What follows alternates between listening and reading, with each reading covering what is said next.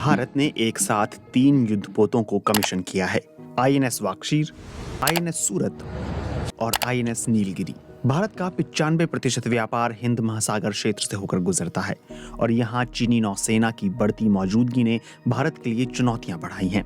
भारत के इस कदम को हिंद महासागर में चीन की मजबूत मौजूदगी की काट के रूप में देखा जा रहा है।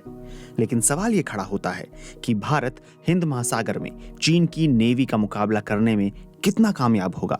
बुधवार को कमीशन की गई कन्वेंशनल पनडुब्बी आईएनएस वाक्षीर के साथ ही भारत के पास अब 16 पनडुब्बियां हो गई हैं। इससे हिंद महासागर से लेकर बंगाल की खाड़ी में भारतीय समुद्री सुरक्षा में भारत की क्षमता बढ़ी है। लेकिन रक्षा विशेषज्ञों का कहना है कि भारत के प्रमुख प्रतिद्वंदी चीनी नौसेना के तेजी से ताकतवर होने की वजह से हिंद महासागर क्षेत्र में हालात चुनौतीपूर्ण होते जा रहे हैं। हिंद महासागर में चीन के तेजी से बढ़ते बेड़े की ताकत को संतुलित करने के लिए भारत ने देश में निर्मित अपने पहले विमानवाहक पोत को 2022 में कमीशन किया था। आईएनएस विक्रांत भारत का दूसरा एयरक्राफ्ट कैरियर है जो इस्तेमाल में है।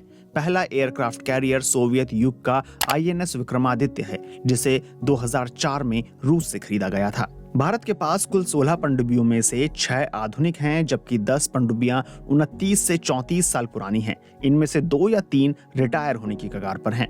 आमतौर पर भारत का ध्यान लंबी थल सीमा पर ज्यादा होता है, क्योंकि पाकिस्तान और चीन जैसे प्रतिद्वंदी देशों से उसकी लंबी सीमा जुड़ी है। इसके अलावा डिफेंस मैन्युफैक्चरिंग के मामले में भी भारत चीन से अभी भी बहुत पीछे है। जिन सबमरीन, फ्रिगेट और डिस्ट्रॉयर को भारत ने हाल ही में एक साथ कमीशन किया है, उन्हें बनाने में 3 से 4 साल लग गए, जबकि चीन में उत्पादन की गति बहुत तेज है। चीन एक फ्रिगेट या डिस्ट्रॉयर बनाने में ज्यादा से ज्यादा 10 महीने या 12 महीने का समय लेता है। यहाँ तक कि एक परमाणु पनडुब्बी को भी 1 साल के अंदर बनाने की उसमें क्षमता है। हिंद महासागर में चीन जिस रणनीति को विकसित करता दिख रहा है, उसे स्ट्रिंग ऑफ पर्ल्स के नाम से जाना जाता है। इसमें हिंद महासागर के आसपास के देशों में रणनीतिक रूप से अहम बंदरगाहों और बुनियादी ढांचे का निर्माण शामिल है, जिसका जरूरत पड़ने पर सैन्य उद्देश्यों के लिए इस्तेमाल किया जा सकता है। चीन पाकिस्तान के ग्वादर में बंदरगाह बना रहा है। उसने श्रीलंका के हम्बनटोटा को 99 साल की लीज पर ले लिया है।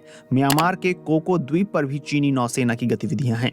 ये बंदरगाह चीन को हिंद महासागर क्षेत्र में अपनी नौसैनिक पहुंच और प्रभाव बढ़ाने में मददगार हैं।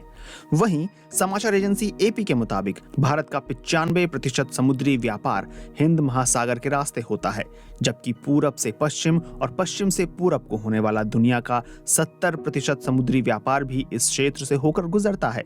इसीलिए हिंद महासागर क्षेत्र का बहुत ज्यादा रणनीतिक महत्व है और इसकी अहमियत आने वाले समय में और बढ़ती जाएगी।